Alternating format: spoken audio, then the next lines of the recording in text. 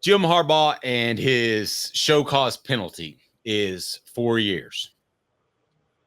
What's the average time that an NFL coach gets to turn around a franchise? Roughly 3 to 4 years. Right. So basically, Jim Harbaugh got punished for he didn't get punished at all.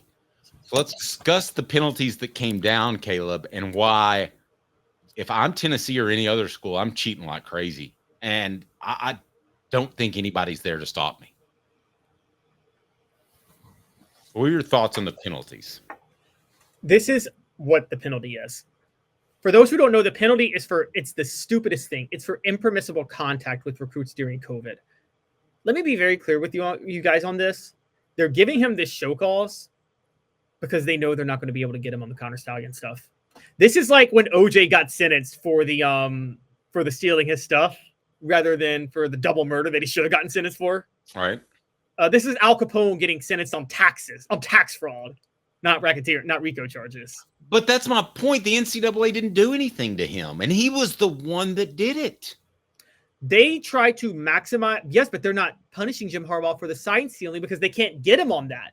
They know they're not going to be able to get him. So they're not punishing. What are they going to do with the sign stealing? They're not. I will guarantee you, if there is a penalty levied by the NCAA, it's not going to be another 4-year show cause tagged onto it, which really, it takes that long to affect a career once you go to the NFL. I mean, he can come back and be the head coach at Tennessee in 4 years. No, Dave, that's my point. That's why I agree with you on this. What I'm saying is that they gave the toughest punishment possible they could give for the violation that they quote unquote punished him for, because it was such a minor violation. They're doing that because they inevitably know what's coming out in 2 weeks. Dave, there's a Netflix documentary on Connor Stallions coming out in 2 weeks. Yes. The NCAA knows, because their enforcement is so bad, they're not going to be able to get Michigan on this because they are so bad with their enforcement. Their hands are tied. They can't do anything. So it's going to look like they're covering for Michigan. They're giving this penalty to Jim Harbaugh for this minor violation to say, see, we're not biased to Michigan. We gave them this tough penalty for the most minor violation possible, when in reality, it was because they want to cover themselves when they can't punish Michigan for cheating. So the message they're really sending is exactly what you said. Minor recruiting contact violations are a bigger deal than actually cheating to win games. That is what the NCAA is saying. Okay. I'm just going to, this is the most simple question that I've ever posed to you. And the most simple question that I have ever posed to our audience, and it's a poll question on our YouTube page. You can vote for it now.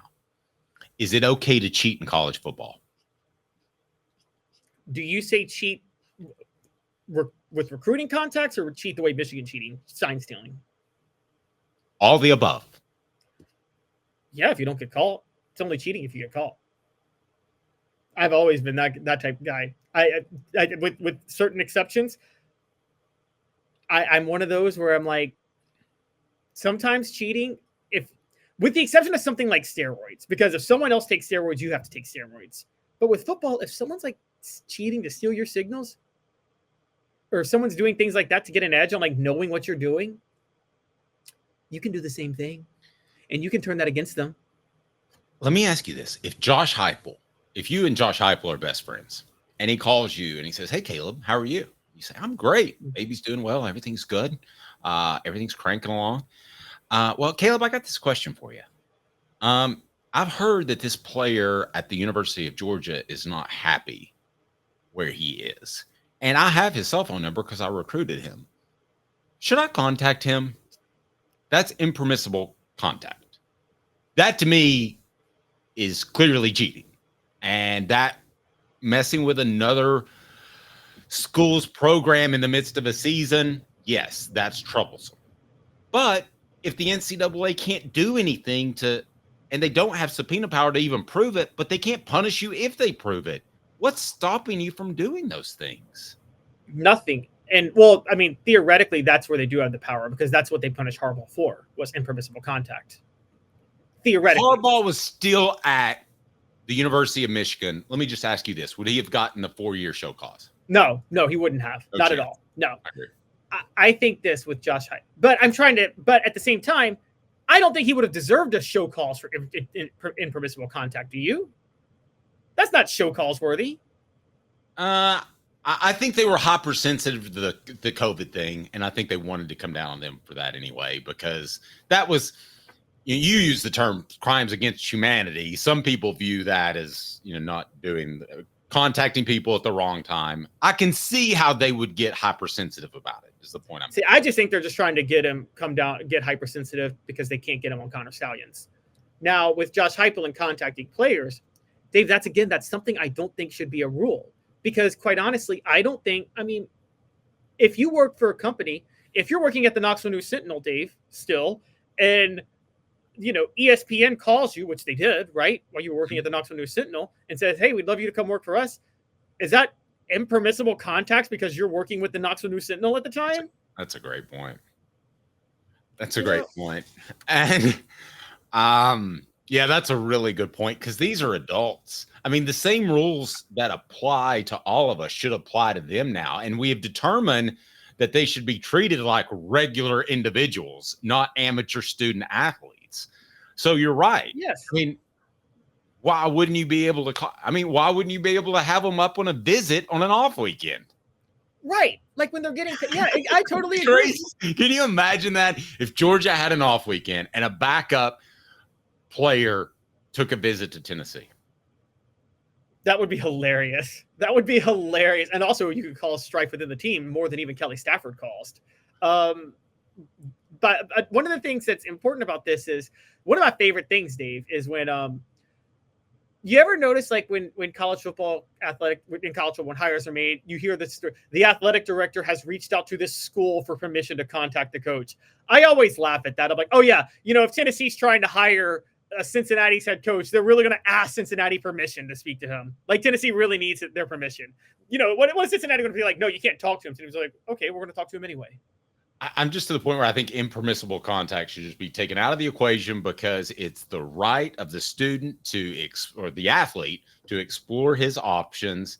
And I don't think it's permissible because of technology. I can find anybody. If I need to find a marketing director of a particular business, there's Facebook or Twitter or something. Trust me on that. And speaking of, I want to tell you about our fine friends at Quality Tire Pros. The Eberle family has been serving Chattanooga's community since 1957. All major brands of tires, full service automotive, brake alignments, oil changes, and more. All work covered by a nationwide warranty. Cherokee Boulevard or online, QualityTirePros.com, QualityTirePros.com. Stop by and tell Bo that Dave and Off the Hook Sports said hello. We would greatly appreciate that. It is your car service home in Chattanooga. So, Caleb, I don't know how I would approach cheating, because I do feel like I have a moral obligation, if I'm a coach, to raise these young men in the right way. I think Josh Heupel probably leans more towards, hey, I'm going to do things the right way, than not. Would you agree with that? He absolutely does lean towards doing things the right way. That's why we talked about how he doesn't like to do fighting in practice. The only thing he doesn't do the right way is he's so dishonest with the media. Well, he's not dishonest. He just didn't say anything. He's sometimes dishonest. Yeah. He's sometimes dishonest. He props up players that he knows aren't going to be that good. He lies about injuries. But what coach doesn't do that? He takes it to another level, bro. Homeboy takes it to an extreme level. Now, would he ever melt down the way Butch Jones did and come back at us? Be like, what do we want from our media? How dare you ask me this question? Because what you're suggesting is so untrue, even though it's 1,000% true. And I'm telling you the worst lie ever. Shai Tuttle landed on a helmet. But I don't think it's that. But come on, he's so dishonest with the media. Man, I don't have a problem with that, because I think they all are. I've been lied to every coach I've ever spoken to.